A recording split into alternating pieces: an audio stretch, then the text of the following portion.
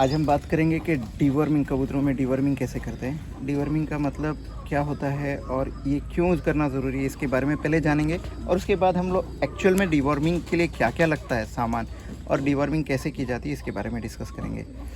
जैसे फ्रेंड्स, आपको जैसा पता है कि लास्ट वीडियो में हमने डिस्कस किया था कि जब नए बर्ड्स आते हैं तो उसका प्रोटोकॉल फॉलो करने के लिए आपको उसको क्वारंटाइन करना ज़रूरी है, उसको डिस्ट्रेस करना ज़रूरी है ताकि आप उसको विटामिन्स और मिनरल्स दे सके और सप्लीमेंट्स प्रोवाइड कर सके ताकि उनका जो ट्रांसपोर्टेशन का जो स्ट्रेस था वो कम हो जाए। उसके बाद हमारे पास दो और प्रोटोकॉल के स्टेप्स बचते हैं, एक है डीवर्मिंग करना और एक है डिपिंग करना। तो आज उसमें से हम आज एक स्टेप के ऊपर बात करेंगे जो कि डीवर्मिंग करना है। डीवर्मिंग क्यों करना है, आपने कभी देखा होगा, अगर गौर से किसी बर्ड को देखा जाए तो उसके बीट्स में जब वो ड्रॉपिंग करता है तो उसके बीट में आपको छोटे छोटे वाइट कलर के चावल के दाने जैसे कुछ थिंग्स दिखाई देंगे या सब्सटेंस दिखाई देंगे। वो एक्चुअल में पेट में जो कीड़े होते हैं, राउंड वर्म्स, उसके अंडे होते हैं। या कभी कभी आपको एक थोड़ा सा टेप जैसा वाइट कलर का टुकड़ा दिखाई देगा, ये बीट में आपको दिखाई देंगे और ये इसका मतलब वो हो जा क्लियर होता है कि भाई इनके पेट में कीड़े हैं। डीवर्मिंग हम लोग क्यों करना है, ताकि वो जो पेट में जो कीड़े हैं उनको हम निकाल सकें। ये क्या करते हैं, जब भी आप कबूतर को खाना देते हैं, जो फीड देते हैं अच्छी क्वालिटी का, तो वो फूड जब पेट में जाता है तो वो हज़म होते वक्त वो बॉडी को मिलने की जगह है, ये सारे पेट में के जो अंदर जो कीड़े हैं वो सारा का सारा वो खाना खा जाते हैं, जिसकी वजह से कबूतरों की ग्रोथ नहीं हो पाती है। वो स्टंटेड रहते हैं, मतलब ठिठरे हुए होते हैं, उनकी ज़्यादा वज़न नहीं बढ़ता है, सूखे सूखे रहते हैं, वेट लॉस होता है उनमें। और सूखा लगने का भी एक मेजर सिर्फ और सिर्फ पेट में के कीड़ों की वजह से ही नहीं होता है, ये बात याद रखें। वरना आप लोग सिर्फ सूखा लग गया है और आप डायरेक्टली डीवर्मिंग कर देंगे और ये सोचेंगे कि कबूतर ठीक हो जाएगा, ऐसा नहीं होता है। कभी कभी पेट में के इन्फेक्शन की वजह से भी होता है। उसके ऊपर एक डिटेल वीडियो बहुत जल्द ही आ जाएगा, जिसको सूखा लगने पर कबूतरों को क्या करना चाहिए, जिसको इंग्लिश में गोइंग लाइट कहते हैं, मतलब वज़न कम हो जाना होता है, बहुत पेपर के जैसा हल्का हो जाता है। वो उसके रीज़न्स क्या है और उसको क्योर कैसे करना है और उसका मैनेजमेंट क्या है, इसके ऊपर मैं जल्द से एक वीडियो डिटेल में वीडियो लेकर आऊँगा। बस इतना ध्यान रखें कि पेट में के कीड़े ये एक मेजर रीज़न हो सकते हैं, मेजर रीज़न हो सकते हैं सूखा लगने की वजह से। रीज़न है जो कि बहुत कॉमन होता है बहुत सारे फैंसियर्स के पास। जब आप कबूतर देखने जाते हो तो उनका वेट नहीं भरता है। वेट नहीं भरने के अंदर सिर्फ यही एक रीज़न नहीं, ये कई रीज़न में से ये एक रीज़न है कि पेट में कीड़े हो जाते हैं। अगर पेट में कीड़े हो जाएंगे तो ये सब क्या करेंगे, ये पूरा जो आपको जो बर्ड को जो फूड दिया है, ये कबूतरों को जो आपने खाना दिया है, अच्छा, वो सारा का सारा हज़म करके कबूतर के बॉडी को या जिस्म को लगने की जगह वो सारा का सारा फूड ये कीड़े खा जाते हैं। और ये कहाँ रहते हैं, इनके पेट के अतड़ियों में रहते हैं, इंटेस्टाइन जो रहता है ना, वहाँ पर ये अंदर से जाकर उसको अटैच हो जाते हैं। और जब भी कोई कबूतर खाना वगैरह खाता है, हज़म करता है, खून में जाता है, वो पूरा का पूरा खाना ये चूस लेते हैं और ये वहाँ पर पेट के अंदर अतड़ियों में मल्टीप्लाई करते हैं, इंटेस्टाइन में, और आंतों के अंदर मल्टीप्लाई करके ये क्या होता है, एक टाइम ऐसा आ जाता है, अगर बहुत ज़्यादा हो गए तो वो पूरा का पूरी आंत को अंदर से ब्लॉक कर देते हैं और कबूतर वहाँ पर सूखा लग के या वज़न लॉस होने की वजह से पर फुला कर बैठता है और मर जाता है। यहाँ ये एक्सट्रीम केसेस है। अब इसको पहचानेंगे कैसे, पहचानने का सिर्फ सिंपल एक रीज़न होता है कि आप इनकी जो ड्रॉपिंग होती है, ड्रॉपिंग को अगर आप थोड़ा सा हिला कर देखेंगे तो उसके अंदर आपको कीड़े दिखाई देंगे। ये हमेशा डेली नहीं दिखेगा, कभी तो 8-10 दिन के अंदर, कभी तो एक बार अगर वो कबूतर अपनी जो ड्रॉपिंग या बीट करता है बहुत बड़ी कर देगा तो उसके अंदर ये पर्टिकुलरली सवेरे के टाइम पर आपको देखने को मिल जाएगा कि उसके अंदर आपको एक नहीं वाइट कलर के एक छोटा बाल जैसा होता है ना, वैसा, या धागे की तरह उसके अंदर एक लंबा डोरी दिखाई देगी, या फिर उसके अंदर छोटे छोटे चावल के दाने के जैसे कुछ चीज़ें दिखाई देंगी, ये उसके अंडे होते हैं। अब इसके अंदर होता कैसा है कि ये तीन मोस्टली इनके अंदर जो कीड़े होते हैं जो दो टाइप के होते हैं, एक राउंड वर्म होता है और एक टेप वर्म होता है। राउंड वर्म और टेप वर्म मतलब गोल कीड़े और चपटे कीड़े, तो ये दो सबसे ज़्यादा कबूतरों के अंदर होने वाले कीड़े। इसके बाद हेयर वर्म्स और हुक वर्म्स वगैरह भी होते हैं, लेकिन ये इनके अंदर उतना ज़्यादा दिखाई नहीं देते हैं। अब रीज़न क्या है इनका, जब भी हम कबूतरों को खुला छोड़ते हैं, वो मिट्टी खाते हैं या नीचे गंदगी है और वो फैंसियर साफ़ सफाई नहीं करता है, तो ये ड्रॉपिंग में से या उनकी बीट में से ये कीड़े बाहर निकलते हैं। वापस से ये कबूतर जब गंदे इसमें दाना खाते हैं, दाना उठाते हैं, तो उसके साथ ये कीड़े के अंडे भी आ जाते हैं, ये पेट में जाते हैं। पेट में जाने के बाद फिर ये कीड़े अंडों में से उनके अलियाँ निकलते हैं और ये पेट में जाकर कीड़े फिर से मल्टीप्लाई होना शुरू करते हैं और ये फिर वापस से ये साइकिल कंटिन्यूस चलते रहता है। अब ये दो तरह के तो कीड़े हो गए जिसके बारे में हमने बोला है कि एक राउंड वर्म है और एक टेप वर्म है। अब ये दोनों भी बहुत ही डिफ़िकल्ट होते हैं निकालने के लिए। इनके लिए कंट्रोल करने के लिए हमारे अच्छा साफ़ सफाई रखना है। कबूतर का जो खाना देते हैं हम लोग, वो उनकी गंदगी में या उनके बीट या ड्रॉपिंग में मिक्स नहीं होना चाहिए। अगर वहाँ पे मिक्स होता है तो 100% ये आपको वापस से ये पेट में के जो कीड़ों का इन्फेक्शन है वो वापस से बार बार दिखाई देगा। अब इसको कंट्रोल करने के लिए क्या है, बहुत सिंपल सा आसान सा तरीका है। साफ़ सफाई रखना बहुत ज़रूरी है। अगर आपके केज सिस्टम है, न्यूज़पेपर बिछाइए और वो हर 8 दिन को निकाल कर बाहर फेंक दीजिए। अगर आप वो नहीं करते हैं तो उसको स्क्रैपिंग कर दीजिएगा। कुछ लोग केजेस में वगैरह रेती भी डाल कर रखते हैं। रेती डालने से ये होता है कि इनको ये जो पेट में के जो कीड़े हैं और साल्मोनेला जैसी बीमारियाँ, इनको कंट्रोल करना बहुत मुश्किल जाता है।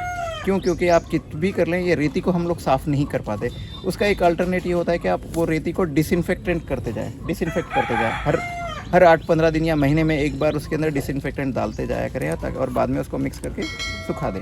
अब यहाँ पर हम लोग बात करेंगे आज कि ये डीवर्मिंग के लिए हमको क्या दवाइयाँ यूज़ करनी है। जो पेट में के जो कीड़े हैं जिनको वर्म्स कहते हैं, उसको निकालने के लिए हम लोगों को कौन सी दवाई। मार्केट में ये 2 मेडिसिन्स काफ़ी मिल जाते हैं, हर एक को पता है। एक ये हाईटेक नाम से अवेलेबल है और दूसरा अल्बेंडाजोल या अल्बूमर नाम से मिलता है, और ये कोई भी वेटरनरी शॉप पर आपको मिल जाएंगे। अब यहाँ पर सिर्फ 2 चीज़ें ध्यान में रखनी है, आप दोनों में से कोई एक यूज़ कीजिए और इनका सिर्फ जितना डोज बताया गया है उतना ही डोज यूज़ करना है।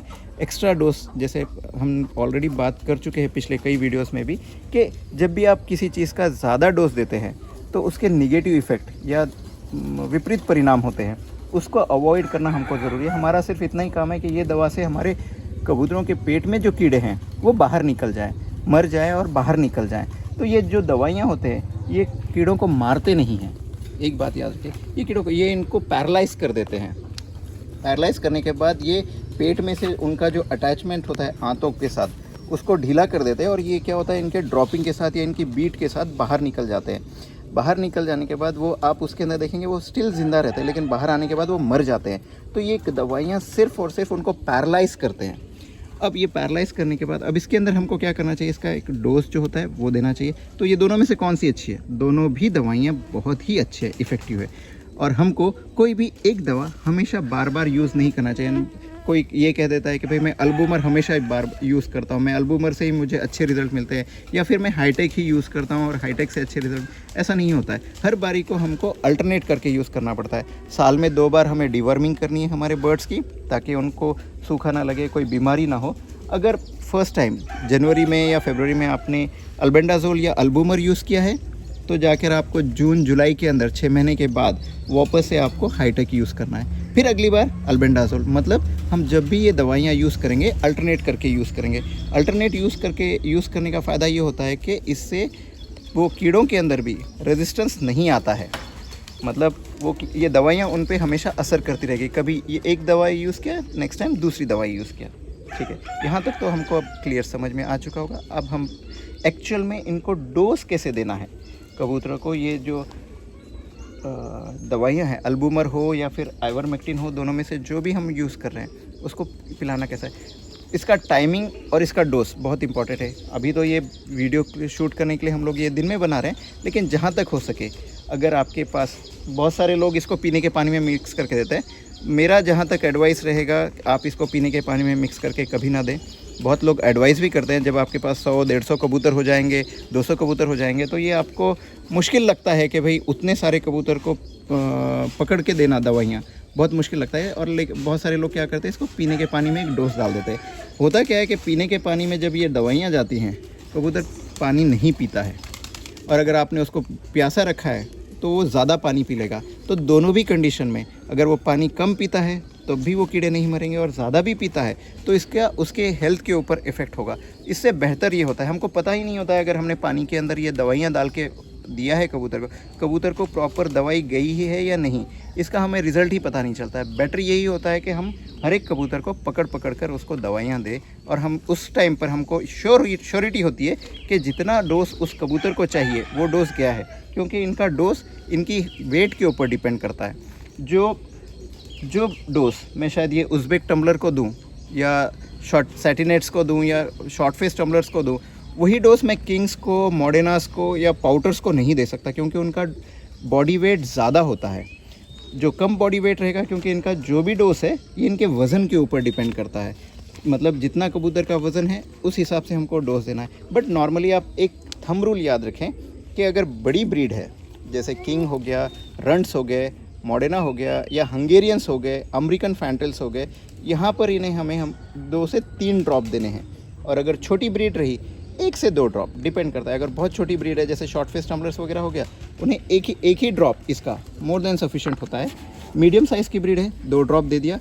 अगर बड़ी साइज़ की ब्रीड है और बहुत हेवी है जैसे हंगेरियन वगैरह हो गया, तो उसको 3 से 4 ड्रॉप आप दे सकते हो, दोनों के भी, हाईटेक के भी और अल्बेंडाजोल के भी, क्योंकि इसका डोज 25 मिलीग्राम 1 किलो के बॉडी वेट के हिसाब से होता है। पर हमारे जो जितने भी बर्ड्स होते हैं वो बहुत कम वेट के होते हैं, एक्सेप्ट हमारे जो जेंट हंगेरियन और किंग्स वगैरह हो गए, वही नियर अबाउट रन्स हो गए, वही 1 किलो के आसपास जाते हैं। बाकी के जितने भी बर्ड्स होते हैं, सबसे छोटी ब्रीड का 250 से 300 ग्राम होता है, जो शॉर्ट फेस टम्बलर्स, पैरागोआस वगैरह हो गए। और जो मीडियम साइज़ के ब्रीड होते हैं वो 350 ग्राम के आसपास होते हैं, 400 ग्राम। कम से कम आप इसको एवरेजली आधा किलो के आसपास समझ कर चल सकते हैं। तो इसका हमें डोज अप्रॉक्सीमेटली 5 मिलीग्राम तक देना होता है। तो नॉर्मली आप इसको 2 से 3 ड्रॉप तो वो कंप्लीट हो जाएगा। कबूतरों के अंदर जो कीड़े होते हैं, जिसको हम वर्म्स का, जिसके बारे में आज हम डिस्कस कर रहे हैं, वो ये है कि जो 2 टाइप के मेजरली थ्रेड वर्म्स वगैरह होते हैं, लेकिन हमारे पास ये कबूतरों के अंदर बहुत कम दिखाई देते हैं, गट वर्म्स, थ्रेड वर्म। और मेजरली जो दिखाई देते हैं वो राउंड वर्म है और टेप वर्म है।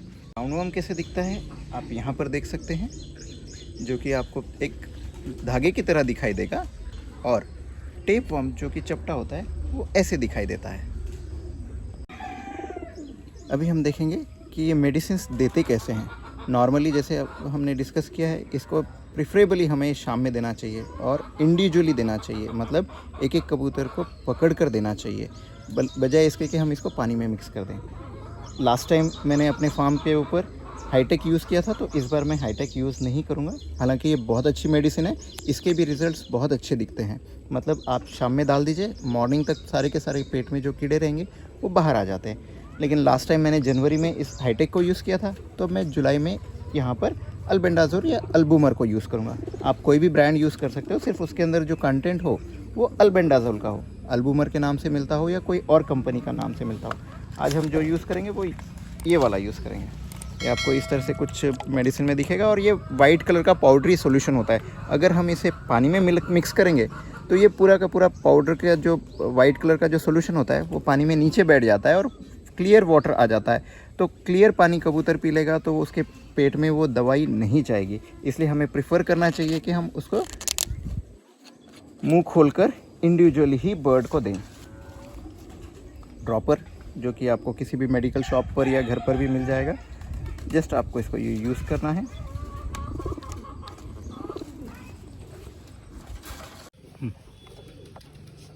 क्योंकि ये उज़्बेक टम्बलर है, छोटा है, आप इसको देखें, 1 2 बहुत हो गया, 2 ड्रॉप आपने डालने हैं। थोड़ा सा पकड़िए और इसको छोड़, जस्ट चोंच खोलिएगा आप उसकी, 1 2 ड्रॉप, बस इतना छोड़ दीजिए। जी, अभी हमने जैसा देखा कि मैंने इस बार अल्बूमर या अल्बेंडाजोल यूज़ किया है हाईटेक की जगह। ये दोनों दवाओं के बीच में और एक बहुत मेजर फ़र्क है। मेजर फ़र्क ये है कि ये दोनों भी इफ़ेक्टिव राउंड वर्म के लिए तो है, लेकिन टेप वर्म हाईटेक नहीं निकाल पाता है। हाईटेक इसलिए नहीं निकाल पाता है क्योंकि ये टेप वर्म के ऊपर इफ़ेक्टिव नहीं है, मतलब ये उसके ऊपर कारागिर उतना ज़्यादा असर नहीं करता है। जबकि अल्बेंडाजोल, अगर आप थोड़ा सा, आपको पता है कि आपके पेट के अंदर, कबूतर के अंदर जो कीड़े हैं वो टेप वर्म्स है, तो इसका डोज आपको थोड़ा सा बढ़ा देना पड़ेगा। भले ही ब्रीड छोटी भी रहे, आपको उसको डोज थोड़ा सा बढ़ा दे तो ये टेप वर्म भी निकल जाते हैं। वरना इसके अलावा अगर आपके पास टेप वर्म ही है और आपके पास बहुत ज़्यादा टेप वर्म्स दिखाई दे रहे हैं कबूतरों के अंदर, तो आप इसको, और एक अल्टरनेट दवा आती है जो बिल्लियों के लिए होती है, वो होती है प्राजी प्लस बोलकर, मार्केट में मिल जाएगी आपको। वो टैबलेट फॉर्म में आती है जिसके अंदर प्राजीक्विंटल होता है।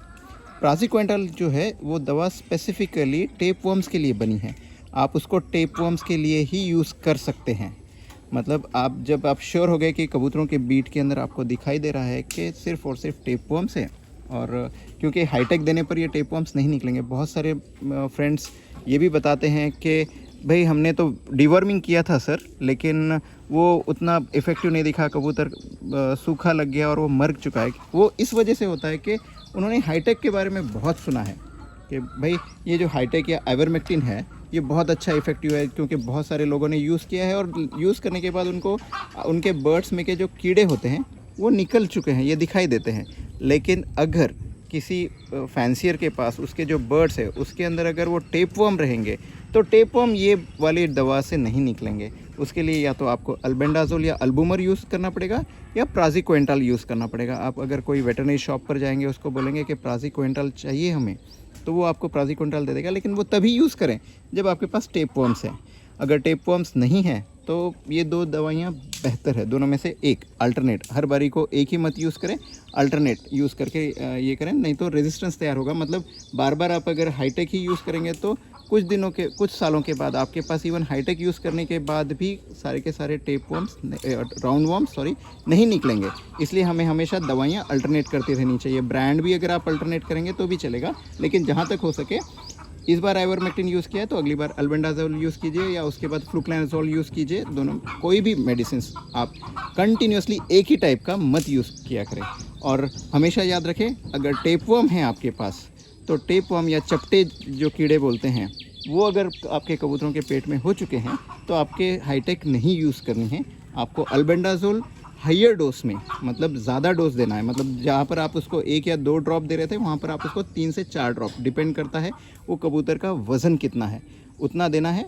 या फिर अगर बहुत ही इफ़ेक्टिव नहीं हो पाता, क्योंकि अल्बेंडाजोल को भी आपको बहुत हाई डोज देना पड़ेगा टेपवर्म के लिए, तो प्राज़िक्विंटल जो होता है मार्केट में वो लेना चाहिए। हमेशा याद रखें कि ये एक तरह के पैरासाइट्स हैं, मतलब ये जोंक की तरह है, अंदर कबूतरों के पेट के अंदर चले जाते हैं और ये सारा का सारा उन्होंने जो खाना हज़म किया है वो खून बनने से पहले ही उसको चूस लेते हैं। तो ऐसी कंडीशन में ये सारे कीड़ों को निकालना बहुत ज़रूरी होता है।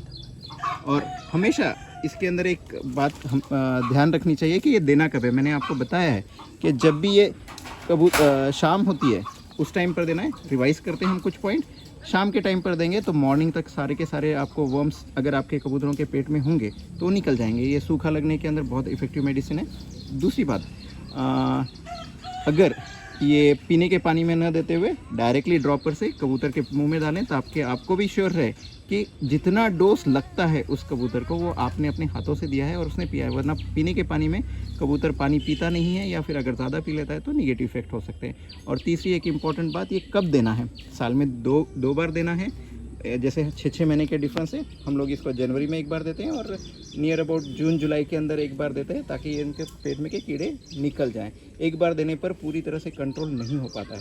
नेक्स्ट बात जो आपको ध्यान रखनी है, जब भी आपने इनको डिवर्म कर दिया 1-2 दिन के बाद आपको पूरा लॉफ्ट, मतलब जहाँ पर आप ये कबूतरों को रखते हैं, खुला रखते हैं, वो पूरा क्लीन करना है। या फिर अगर आप केज में रखते हैं, ब्रीडिंग केजेस के अंदर है, तो उसमें के पेजेस निकाल कर फेंक देने, क्योंकि उस पर वो सारे के सारे कीड़ों के अंडे और वो कीड़े बाहर निकल के मर जाते हैं। अगर वो वैसे ही रहेंगे तो कबूतर उनको खा सकता है और वापस से इसका इन्फेक्शन हो सकता है।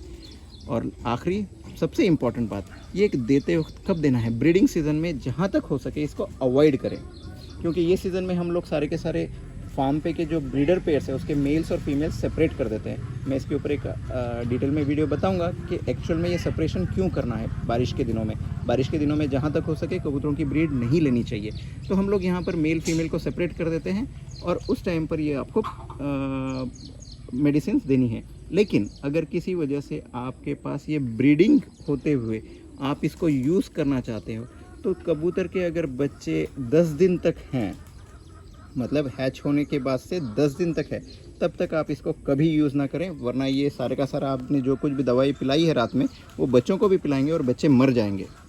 तो बेटर है, तो इसको यूज़ कब करना है, अगर कबूतर अंडों पे बैठा हुआ है बिल्कुल आप यूज़ कर ले। बच्चे निकलने से 2 दिन पहले तक आपने यूज़ करना है। बच्चे निकलते हैं 18 दिन में, तो आप 16 दिन तक के अंडे देने के बाद तक ये कभी भी यूज़ कर सकते हैं। और ये अंडे देने से पहले बिल्कुल भी यूज़ ना करें, क्योंकि अगर वो ब्रीडिंग में है और अंडे देने वाला है तो ये दोनों भी दवाएँ इनफर्टिलिटी कॉज करते हैं। मतलब ये देने से आपके जो अंडे रहेंगे, अंडे में सिर्फ पानी निकलेगा, बच्चे नहीं बनेंगे। तो ब्रीडिंग के टाइम पर, मतलब इसीलिए इनका यही फोकस होता है कि भाई आप इनको जब भी आप दें तो नॉन ब्रीडिंग सीज़न में ही इसको डीवर्मिंग कर दें। जैसे कि मैंने बताया था कि हम लोग ये बारिश के सीज़न में मेल फीमेल सेपरेट कर देते हैं, इस वजह से हमें वो इनफर्टिलिटी का प्रॉब्लम नहीं आता है। और अगर आपको देना ही पड़ता है तभी दें जब ये बच्चे 12-15 दिन के हो गए हैं और रात में पेरेंट्स उनको ऊपर नहीं बैठ रहे हैं, उनको सेक नहीं रहे हैं और वो रात में बच्चों को नहीं खाना खिलाएंगे, उस टाइम पर आप इनको 100% दे सकते हैं। या फिर अंडों पे बैठे हुए हैं तभी दें। इतना ख्याल रखें, आपको ज़्यादा प्रॉब्लम नहीं आएगी। और अगर कुछ प्रॉब्लम आती भी है डीवर्मिंग से या वर्मिंग से रिलेटेड या वर्म इन्फेक्शन से रिलेटेड, आप कभी भी हमें कांटेक्ट कर सकते हैं।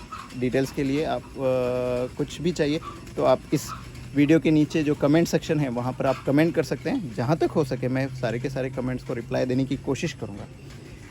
तो फ्रेंड्स, होप कि आपको ये आज का वीडियो डीवर्मिंग के ऊपर का बहुत इन्फॉर्मेटिव लगा होगा। हमेशा याद रखें कि डीवर्मिंग बहुत ज़रूरी होती है कबूतर के अंदर। नहीं, डीवर्मिंग नहीं करने की वजह से बहुत सारी बीमारियां आती हैं, क्योंकि इनकी इम्यूनिटी बहुत लो हो जाती है अगर इनके पेट में कीड़े रहेंगे। तो फ्रेंड्स, आज का ये वीडियो काफ़ी लेंदी हो चुका है, लेकिन मैं उम्मीद करता हूँ कि आपको काफ़ी इन्फॉर्मेशन और मालूमात हुई होगी कि डीवर्मिंग क्यों करना है, किस लिए करना है। अगर ये वीडियो अच्छा लगे तो इसको लाइक और अपने फ्रेंड्स के साथ शेयर करना ना भूलें और साथ में चैनल को सब्सक्राइब ज़रूर करें। Thank you.